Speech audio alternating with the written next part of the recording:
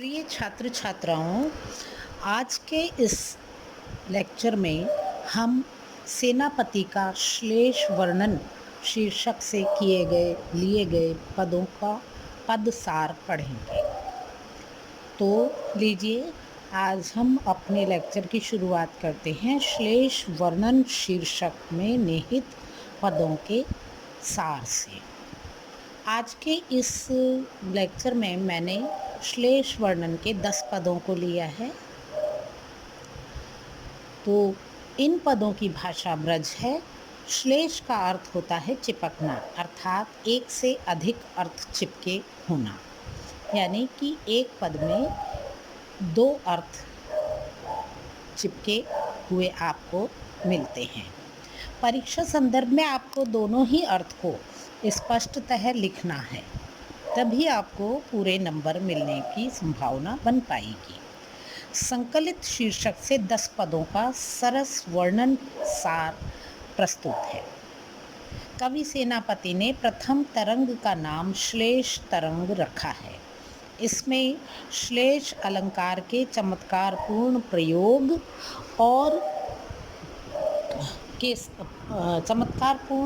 के साथ अन्य अलंकारों का भी प्रदर्शन किया है, जिसमें उनकी भाषा का चमत्कारी रूप विद्यमान है। भाषा के अलंकरण की ओर सेनापति का विशेष ध्यान रहा है। प्रथम तरंग में लगभग 96 पद हैं। तो पहली तरंग का पद संख्या 5, जिसका मुखड़ा दीक्षित परसराम से लेके कविताई तक है। तो इस पद में कवि का जो है कहने का आशय है कि इनके पितामह परशुराम दीक्षित थे, पिता गंगाधर थे। गंगा किनारे के अनूप शहर के ये लोग निवासी थे। इनके विद्या गुरु जो है हीरामणि दीक्षित थे। ये रामोपासक थे और अपनी कविताई को राम का प्रसाद मानते थे। पद नंबर 2 है मूढ़म को अगम सुगम एक ताको जाकी। इस पद में कवि ने अतुलनीय श्लेष योजना का वर्णन करते हुए लिखा है कि ये श्लेष पद मूर्खों के लिए अगम्य है, निर्मल बुद्धि वालों के लिए सुगम और सरल है। इसके पद अभंग, सभंग आदि विविध श्लेष अंग के हैं। ज्ञान का खजाना है। जो श्लेष अर्थ समझने में पारंगत है, वे ही इन्हें सरलता से समझ सकते हैं। पद संख्या 3 में दोष सो मलिन गुणहीन कविता है, तोपे कीने अरबीन परबीन कोई सुनी है।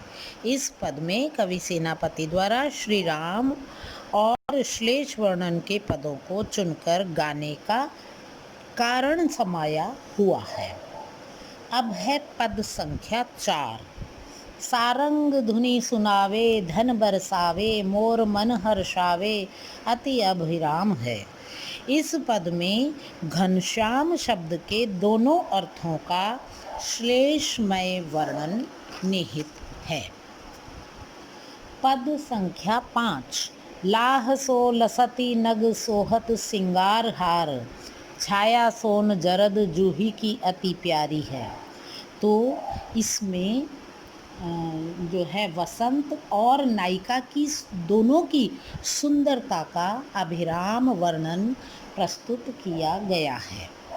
सुंदर स्त्री और वन की शोभा दोनों का श्लेषपरक वर्णन है। दोनों की सुंदरता का मनोहारी चित्रण है। सौंदर्य की तुलना अप्सरा रंभा से की है और नायिका व वाटिका दोनों ही की अपूर्व सुंदरता का वर्णन पूरे पद में किया गया है। पद संख्या 6। लीने सुघराई संग सोहत ललित अंग, सुरत के काम के सुधर ही बसती है। इस पद में नायिका को घर के क्षमादान के तुल्य बताया गया है। पद संख्या